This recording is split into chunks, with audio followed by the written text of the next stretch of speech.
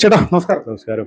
ചേട്ടാ, ഇപ്പോ രാജ്യത്ത് പാർട്ടി പാർട്ടിയുടെ പ്രതിഷേധങ്ങൾ ഇനിയും വരുമെന്നുള്ള രീതിയിലേക്കാണ് അതിന്റെ ദേശീയ ചുമതല അല്ലെങ്കിൽ ഈ പാർട്ടിയുടെ സ്ഥാപകനായിട്ടുള്ള അഭിജിത് ദീപ്കെ അദ്ദേഹം വീണ്ടും പറയുന്നത്.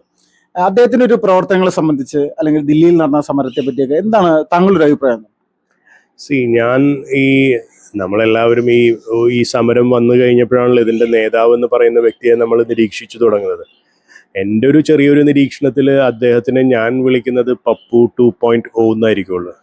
രണ്ടാമത്തെ ഒരു പപ്പു കൂടി ഇന്ത്യയിൽ ജന്മം കൊണ്ടിരിക്കുകയാണ്. അപ്പോൾ അദ്ദേഹത്തിൻ്റെ പ്രവൃത്തികൾ അത്ര തന്നെ ഉള്ളൂ. കാരണം അദ്ദേഹത്തിന് അതിൻ്റെതായ ഒരു ക്വാളിറ്റി ഞാൻ കാണുന്നില്ല. അദ്ദേഹത്തിന് സോഷ്യൽ മീഡിയ ക്യാമ്പയിനിലൂടെ കുറച്ച് കാര്യങ്ങൾ ചെയ്യാൻ പറ്റി, കുറേ കാര്യങ്ങൾ അവതരിപ്പിച്ചു. ബട്ട് അവരുടെ വിചാരം സർക്കാർ അവർക്ക് തോറ്റുകൊടുത്തു എന്നുള്ളതാണ്. പക്ഷേ എന്താ പറയാ പക്ഷെ അതിൽ നിന്ന് സർക്കാർ എന്ത് നേടി എന്നുള്ളത് അവർക്കിപ്പോൾ മനസ്സിലായിട്ടുണ്ട്. അതിനുള്ള ഏറ്റവും വലിയൊരു തെളിവായിരുന്നു ഇത്രയും വലിയൊരു പ്രക്ഷോഭം ഇപ്പോൾ ജാർഖണ്ഡിൽ നടക്കുന്നുണ്ട്. നമ്മളുടെ ജന്തർ മന്ദറിൽ 1000 സ്റ്റുഡൻസ് ഉണ്ടായിരുന്നില്ലെങ്കിൽ ഇപ്പോൾ ജാർഖണ്ഡിൽ 10,000-കണക്കിന് സ്റ്റുഡൻസ് ഉണ്ട്. എന്തുകൊണ്ട് ഇദ്ദേഹത്തെ പോലുള്ള ഒരു വ്യക്തി അവിടെ പ്രത്യക്ഷപ്പെടുന്നില്ല? എന്തുകൊണ്ട് രാഹുൽ ഗാന്ധി അവിടെ പോകുന്നില്ല? എന്തുകൊണ്ട് കോൺഗ്രസിൻ്റെ ആൾക്കാർ അവിടെ ചെല്ലുന്നുണ്ട്? എന്തുകൊണ്ട് കേജ്രിവാൾ അവിടെ പോകുന്നില്ല? അപ്പോൾ ഞാൻ പറഞ്ഞില്ലേ, ഇതെല്ലാം ഒരു ഇരട്ടത്താപ്പാണ്. എന്തുകൊണ്ട് ഇപ്പം നമ്മൾക്കറിയാം, കേരളത്തിൽ ജന്തർ മന്ദറിൽ ഈ സമരം നടന്നപ്പോൾ ഇവിടെ നിന്ന് എത്രയോ സെലിബ്രിറ്റീസും എത്രയോ ആൾക്കാർ ഇതിന് അനുകൂലമായിട്ട് പോസ്റ്റ് ഇട്ടു, എത്രയോ കാര്യങ്ങൾ. ഈ പറഞ്ഞ സെലിബ്രിറ്റീസ് ആരെങ്കിലും ജാർഖണ്ഡിൽ നടക്കുന്ന ഈ പ്രക്ഷോഭത്തിനെതിരെ എന്തെങ്കിലും സംസാരിച്ചതായിട്ട് നമ്മൾ കണ്ട? അപ്പോൾ ഞാൻ പറഞ്ഞു, ഇതെല്ലാം ഇരട്ടത്താപ്പാണ്. ഇതിൽ നിന്ന് ഇരട്ടത്താപ്പല്ലാതെ മറ്റുള്ളൊരു കാര്യമുണ്ട്. ഞാനിപ്പോൾ എൻ്റെ ഒരു ബലമായ ഒരു സംശയം, ഇതെല്ലാം ഒരു പെയ്ഡ് സമരമായിരുന്നു, ഇതെല്ലാം ഒരു ഫണ്ടഡ് സമരമായിരുന്നു എന്നുള്ളതിൻ്റെ. കാരണം അനീതി എല്ലായിടത്തും അനീതി തന്നെയാണ്, അതിനെതിരെ ശബ്ദിക്കണം. ഈ ജാർഖണ്ഡിൽ എന്തുകൊണ്ട് ഈ പറഞ്ഞ സെലിബ്രിറ്റീസ് ആരും അപ്പോൾ അതിനർത്ഥം ഞാൻ പറഞ്ഞു, ഇതൊരു പെയ്ഡ് ഇതായിരുന്നു, ഇതൊരു ക്യാമ്പയിൻ ആയിരുന്നു. അവരൊരു വളരെ പ്രതീക്ഷയോടെ തുടങ്ങിയൊരു ക്യാമ്പയിൻ. ബട്ട് അതെല്ലാം നഷ്ടപ്പെട്ടു പോയി. എന്തുകൊണ്ട് അദ്ദേഹത്തിന് വീണ്ടും ഒരിക്കലും അദ്ദേഹം ഇനി ജന്തർ മന്ദർ പോലെ ആ ഒരു രണ്ടാമത്തെ ഒരു സമരം അദ്ദേഹത്തിനെ കൊണ്ട് നടക്കില്ല. എൻ്റെ ഒരു നിരീക്ഷണമാണ് ഞാൻ പറയുന്നത്. കാരണം അദ്ദേഹത്തിന് ഇപ്പോഴാണ് മനസ്സിലാക്കിയേക്കണം അദ്ദേഹം ചെയ്ത തെറ്റും അദ്ദേഹം ചെയ്ത പോരായ്മകൾ എന്താണെന്ന് ഇപ്പോൾ അദ്ദേഹത്തിന് മനസ്സിലായിട്ടുണ്ട്.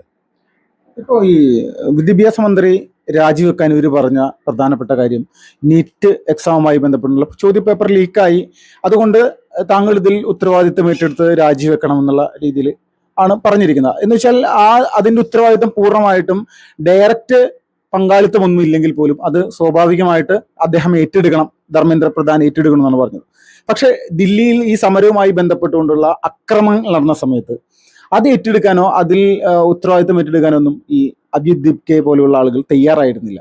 അപ്പൊ ഇത് ഒരു ഇരട്ടത്താപ്പ് എന്നുള്ളത് ഒരു യാഥാർത്ഥ്യമായിരുന്നു അല്ലെ ഈ ഒരു സമരത്തിൽ? നീറ്റില് നടന്ന ചോദ്യപേപ്പർ ചോർച്ച അത് ശരിക്കും ദൗർഭാഗ്യകരമായ ഒരു കാര്യമാണ്. കാരണം എനിക്കറിയാം, എൻ്റെ ഫാമിലിയിൽ തന്നെ ഒരു കുട്ടി ഇതിന് ചെയ്തിട്ട് അവൾക്കുണ്ടായ ബുദ്ധിമുട്ടുകൾ നമ്മൾക്കറിയാം. കാരണം അവൾ രണ്ടാമത് എഴുതി, അവൾക്ക് നല്ലൊരു മാർക്കോടെ അവൾ പാസ്സാവുകയും ചെയ്തു.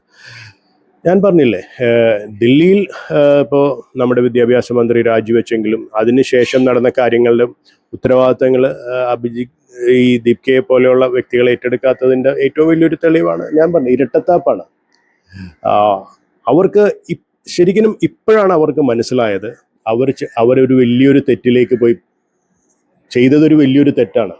ഞാൻ അവിടെ കണ്ടത് കൂടുതലും ദേശവിരുദ്ധ ശക്തികളുടെ ഒരു അപ്പിയറൻസ് ആയിരുന്നു അവിടെ കൂടുതലുണ്ടായത്. അതുകൂടാതെ നമ്മളിപ്പോഴാണ് പല പത്രങ്ങളിൽ നിന്ന് നമുക്ക് മനസ്സിലാക്കാൻ കഴിഞ്ഞത്, ഈ ധാരാളം ക്രിമിനൽ റെക്കോർഡ്സ് ഉള്ള ആൾക്കാർ ഫേസ് ഐഡന്റിഫിക്കേഷനിലൂടെ വന്നപ്പോൾ, അതായത് 2000-ഓളം ക്രിമിനൽ റെക്കോർഡ്സ് ഈവൻ കൊലപാതകം ചെയ്തവർ, ജാമ്യത്തിൽ ഇറങ്ങി നടക്കുന്നവർ, അങ്ങനെയുള്ള ആൾക്കാരുടെ ഒരു ഗ്യാതറിംഗ് ആയിരുന്നു. അപ്പോൾ ഇതിലെ ഈ അക്രമം നടക്കുന്നതിനോടൊപ്പം തന്നെ ദേശവിരുദ്ധ ശക്തികൾ അല്ലെങ്കിൽ രാജ്യദ്രോഹ കുറ്റത്തിന് UAP അടക്കം ചുമത്തപ്പെട്ട് ജയിലിൽ കിടക്കുന്ന ഉമർ ഖാലിദ് അടക്കമുള്ള ആളുകളെ റിലീസ് ചെയ്യണമെന്നുള്ള രീതിയിലേക്കുള്ള ചില ബോർഡുകൾ ഈ ഒരു സമരത്തിൽ വ്യാപകമായിട്ട് ഉയർന്നിരുന്നു. അതിൽ അവർ പരസ്യമായിട്ട് വരെ ഉമർ ഖാലിദിനെ റിലീസ് ചെയ്യണം എന്നുള്ള രീതിയിലേക്ക് പറഞ്ഞു. ഇതിന്റെ യഥാർത്ഥത്തിൽ അജണ്ട എന്തായിരിക്കും ഈ ഒരു സമരത്തിൽ? ഇതിന്റെ അജണ്ട ഇന്ത്യയെ തകർക്കുക, ആന്റി ഇന്ത്യ ആൻറ്റി ഇന്ത്യ പ്രൊഗാൻഡയായിരുന്നു. എന്താ പറയുന്ന, ഇന്ത്യയുടെ വികസനം ഇഷ്ടപ്പെടാത്തൊരു കൂട്ടം ആൾക്കാരാണ്.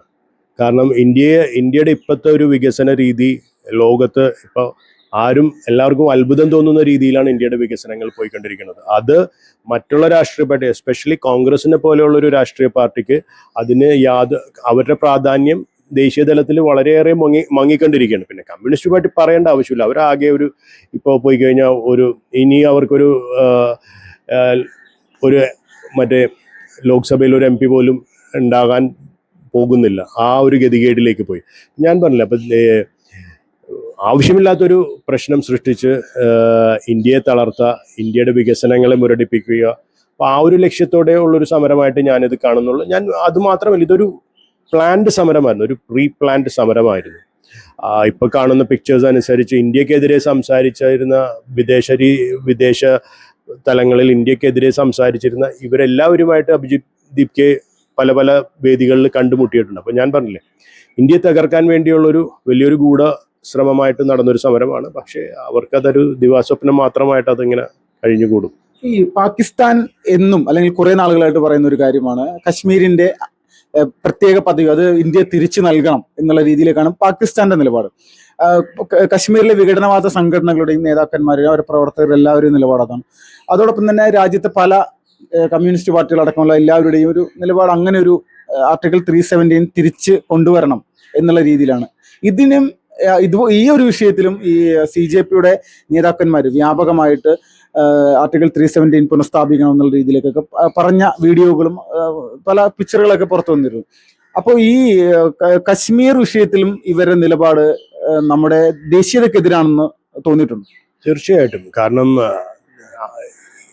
കാശ്മീർ ഇന്ത്യയുടെ ഒരു ഘടകമാണെങ്കിൽ മറ്റുള്ള ഇന്ത്യയുടെ പല ഭാഗങ്ങളിൽ എന്താണ് നടക്കുന്നത് അത് തന്നെയാണ് അവിടെയും വേണ്ടത്. അപ്പോൾ കാശ്മീരിന് ഒരു പ്രത്യേക പദവി കൊടുക്കേണ്ട യാതൊരു കാര്യവുമില്ല.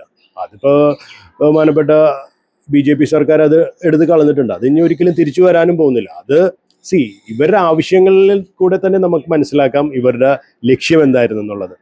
ഞാൻ പറഞ്ഞു, ഇവരൊരു anti India campaign, anti India propaganda ആയിട്ട് വന്ന ആൾക്കാരാണ്. സോ അവർക്ക് അതൊരിക്കലും വിജയിക്കുകയില്ല, ഒരിക്കലും അവർക്ക് നടക്കാത്തൊരു കാര്യവും കൂടിയാണത്. ഇത് നമ്മുടെ ജെൻസി വിഭാഗത്തെ അല്ലെങ്കിൽ യുവജനങ്ങളെ വഴിതെറ്റിക്കുന്ന തരത്തിലേക്കുള്ള ഒരു സാഹചര്യം ഉടലെടുത്തു എന്നുള്ളത് ഒരു യാഥാർത്ഥ്യമായിട്ട് തോന്നുന്നുണ്ട്. ഒരു കുറച്ച് കൂട്ടരുടെ ഇടയിലേക്ക് അത് പോകുന്നുണ്ട്. അതിന് ഞാൻ നോക്കി എൻ്റെ ഒരു നിലപാടുകളിൽ ഞാൻ കണ്ടത് സോഷ്യൽ മീഡിയ ഹാൻഡിൽസ് ആ ഒരു രീതിയിൽ ആ ഒരു ആൽഗോറിതമിലേക്ക് കുറച്ച് ദിവസം പ്രവർത്തിച്ചതായിട്ട് എനിക്ക് തോന്നി. എസ്പെഷ്യലി മെറ്റയുടെ സൈഡിൽ നിന്നും ഇൻസ്റ്റാഗ്രാമിൻ്റെ സൈഡിൽ നിന്നും എല്ലാവരുടെയും കയ്യിൽ നിന്നും. പക്ഷേ അതിന് ശക്തമായ ഒരു മുന്നറിയിപ്പ് കേന്ദ്ര സർക്കാർ കൊടുത്തതിൻ്റെ ഒറ്റ കാരണത്താലെയാണ് മാർക്ക് സുക്കർബർഗിന് വരെയും ഫേസ്ബുക്കിന് വരെയും മാപ്പ് പറയേണ്ടി വന്നതും.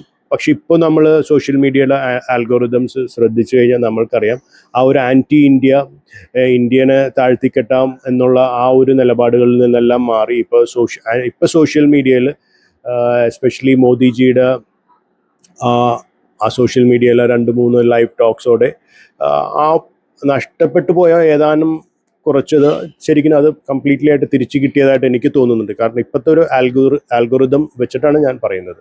ഇത് ഭാവിയിൽ CJPക്ക് ഇനി മുന്നോട്ട് പോകാൻ സാധിക്കില്ല എന്നാണോ പൂർണ്ണമായിട്ടും വിശ്വസിക്കുന്നത്?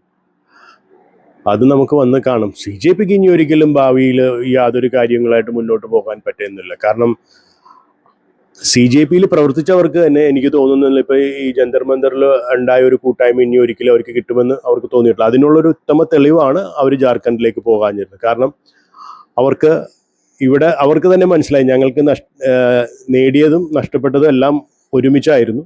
ഇനി വേറൊരു കാര്യത്തിന് പോയിട്ട് കാര്യമില്ലെന്ന് മനസ്സിലായത് കാരണമാണ് അവർ അങ്ങനെ നിർത്തിയിരിക്കുന്നത്. വളരെ നന്ദിയായിട്ട് ഈ ഒരു സമയത്ത്. Thank you.